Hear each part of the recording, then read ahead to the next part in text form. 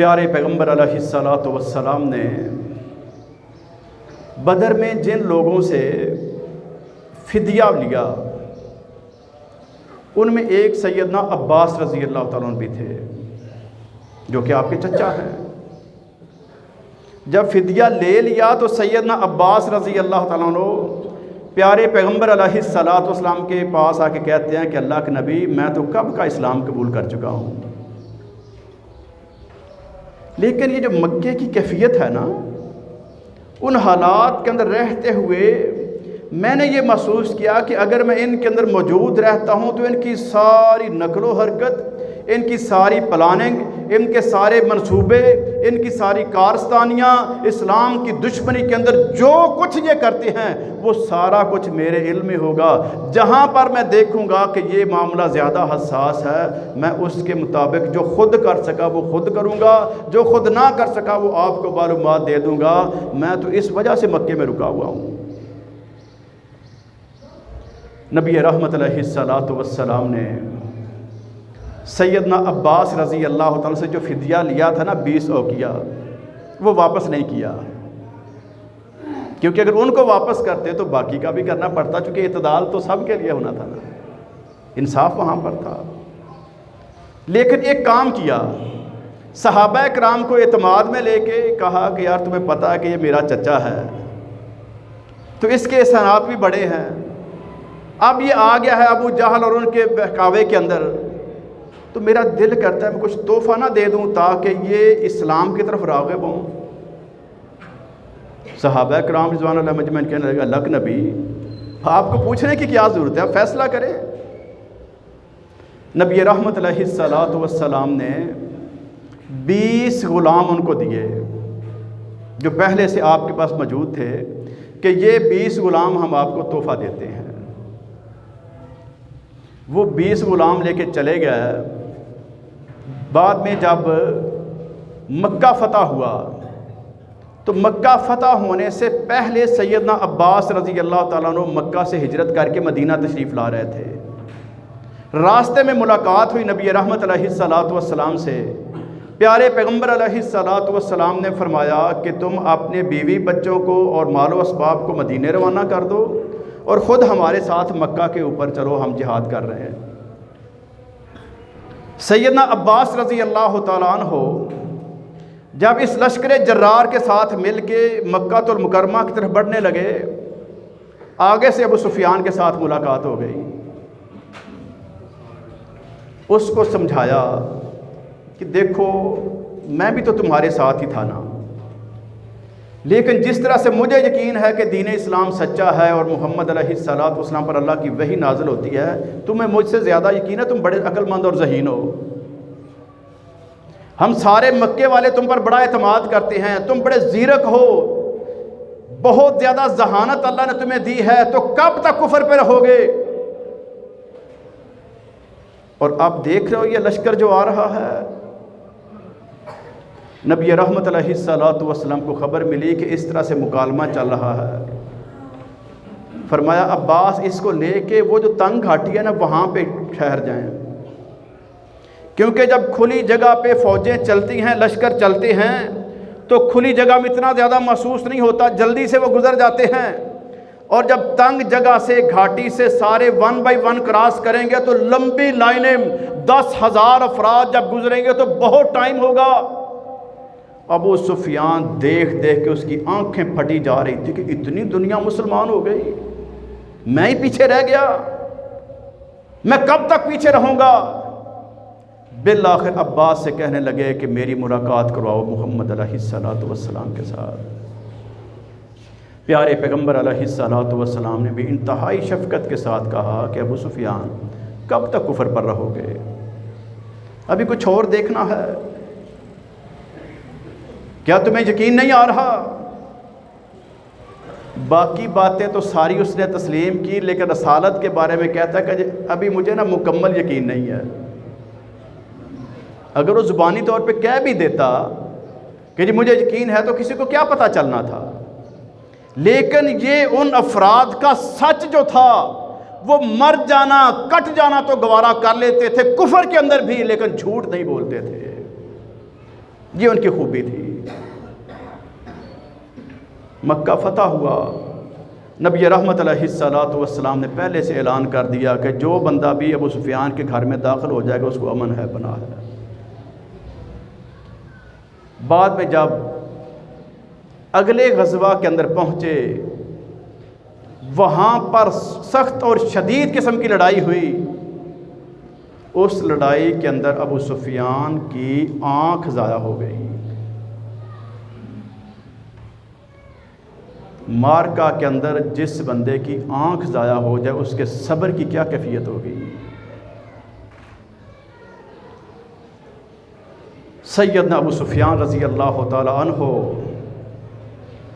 جب تک زندہ رہے پھر اسلام کے لیے ایسی شاندار خدمات سر انجام دیں جو کم ہی لوگوں کا مقدر بن سکی۔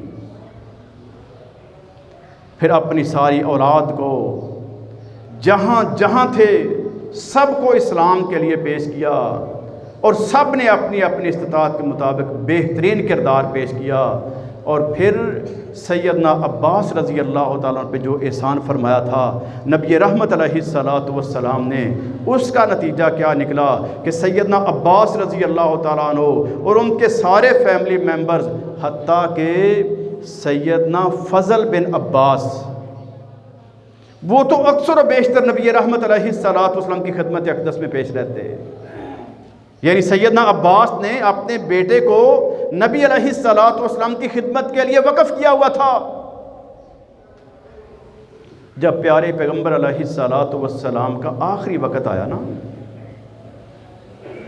اس آخری وقت سے پہلے جب یہ عباس نے ساری آیات سنی، یہ واقعات دیکھے، یہ سارے معاملات ہوئے، اور قرآن کریم کی یہ آیات جو میں پڑھ رہا تھا جب ان کے سامنے تلاوت کی گئی، اللہ رب العالمین کے قرآن کو جب سیدنا عباس نے سنا کہ اللہ فرماتے ہیں فَكُلُوا مِمَّا غَنِمْتُمْ حَلَالًا طَيِّبًا وَاتَّقُوا اللَّهَ إِنَّ اللَّهَ غَفُورٌ رَحِيمٌ۔ اللہ کے نبی علیہ الصلوۃ والسلام پر جب یہ وحی نازل ہوئی تو سیدنا عباس رضی اللہ تعالیٰ عنہ نے جب یہ آیت کریمہ سنی، یا ایھا النبی قل لمن فی ایدیکم من الاسری ان یعلم اللہ فی قلوبکم خیرا یؤتیکم خیرا مما اخذ منکم ویغفر لکم واللہ غفور الرحیم۔ سیدنا عباس اچھل پڑے، کہتے اللہ کی قسم یہ آیتیں تو میرے لیے نازل ہوئی تھی، یہ تو میرے لیے اللہ نے نازل فرما دی، چونکہ نبی علیہ الصلوۃ والسلام نے مجھ سے فدیہ بھی لیا، پھر میرے اوپر احسان بھی کیا، اللہ نے مجھے اسلام کی توفیق بھی دے دی، مجھے خیر و برکات بھی عطا کر دی۔ جو جو ان آیات کا تذکرہ ہے اس سب کا مصداق میں ہوں، اور صحابہ کرام رضوان اللہ علیہم اجمعین نے تائید کی کہ بالکل آپ سچ فرما رہے ہیں۔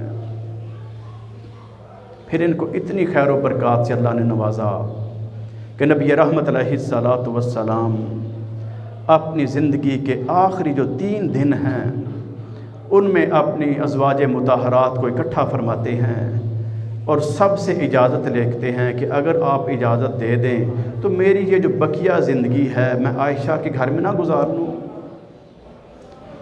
تمام امہات المؤمنین رضوان اللہ علیہم اجمعین فرماتی ہیں کہ اللہ کے نبی آپ کو اجازت لینے کی کیا ضرورت ہے، آپ جو چاہیں فیصلہ فرمائیں۔ آپ اٹھ کے سیدہ عائشہ صدیقہ رضی اللہ تعالیٰ عنہ کے گھر جانے لگے، لیکن ٹانگوں نے ساتھ نہ دیا۔ ہم لوگ جو اپنے بڑوں کے بارے میں پتہ نہیں کیا کیا دعوے کرتے ہیں کہ فلاں یہ کر دیتا ہے، فلاں یہ دے دیتا ہے، فلاں وہ کر دیتا ہے، سب سے اعلیٰ سب سے عرفہ شخصیت پوری کائنات میں اگر ہے تو جناب محمد رسول اللہ صلی اللہ علیہ وسلم کی ہے۔ کیفیت کیا ہے؟ اٹھ کے چل کے جانا چاہتے ہیں، لیکن اللہ رب العالمین نے اتنی زیادہ نکاہت غالب کر دی ہے کہ اب چل نہیں سکتے۔ لیکن اللہ کی حکمتیں تو بہت ہوتی ہیں نا، دنیا والوں کو سمجھ آئیں یا نہ آئیں۔ نبی مکرم علیہ الصلوۃ والسلام نے علی کو بلایا اور ساتھ اسی فضل کو بلایا جو عباس کے صاحبزادے ہیں۔ فضل بن عباس اور حیدر کرار رضوان علیہم اجمعین، ان دونوں نے نبی رحمت علیہ الصلوۃ والسلام کو سہارا دیا۔ یہ جو بزرگ جو کرسیوں پہ بیٹھے ہیں یا ویسے کبھی کبھار کسی نوجوان پہ کوئی آفت آتی ہے، کوئی حادثہ ہوتا ہے، کوئی ایکسیڈنٹ ہوتا ہے جس وجہ سے ٹانگیں وزن نہیں برداشت کر سکتی یا چل نہیں سکتے، یا جس طرح سے یہ زہیب بھائی کی والدہ محترمہ گری، ان کو چوٹ آ گئی، اور اس طرح سے حادثات ہوتے رہتے ہیں، اللہ رب العالمین ہمارے تمام مریضوں کو شفائے کاملہ عاجلہ عطا فرمائے۔ لیکن اس لمحے پہ اپنا ذہن یہ بنا لینا چاہیے کہ اور سنتوں پر تو عمل پتہ نہیں جس طرح سے ہوا، میرے رب نے یہ پسند کر لیا کہ میں نبی رحمت علیہ السلام کے طریقے پر ذرا چل بھی تو لوں۔ یہ سہارا لے کے اس مشکل کے ساتھ جب اس انداز سے بندہ اپنے آپ کو وہ کمپیئر کرتا جاتا ہے پیارے پیغمبر علیہ السلام کی سنت کے ساتھ، بڑی سے بڑی آنے والی مصیبت پہ انسان کا کچھ نہیں بگاڑ سکتی۔ یہ ہر آنے والی مصیبت پر اللہ کے اور قریب ہوتا ہے، اپنے نبی سے اس کی محبت اور بڑھ جاتی ہے کہ یا اللہ تیری حکمتیں ہیں، ہم ان کو سمجھنے سے قاصر ہیں، تو جس حالت میں رکھے ہم تیرے فیصلوں پہ راضی ہیں۔ اور اللہ رب العالمین نے یہ بھی فیصلہ کروا دیا کہ قیامت تک آنے والوں میں سے جو بھی عائشہ صدیقہ رضی اللہ تعالیٰ عنہ کے خلاف کوئی بات کرے گا وہ نہ علی کو مانتا ہے نہ نبی کو مانتا ہے۔ جو بھی سیدہ عائشہ صدیقہ کے خلاف کوئی بات کرے گا وہ نہ نبی کو مانتا ہے نہ علی کو مانتا ہے۔ اگر نبی اور علی کو مانتا ہوتا تو یہ آخری فیصلہ ہے، نبی فرما رہے ہیں کہ مجھے عائشہ کے گھر میں لے چلو، اور لے جانے والے حیدر کرار ہیں۔ اگر ان کو کوئی اعتراض ہوتا تو عائشہ صدیقہ کے گھر میں کیوں جاتے اور کیوں لے کے جاتے؟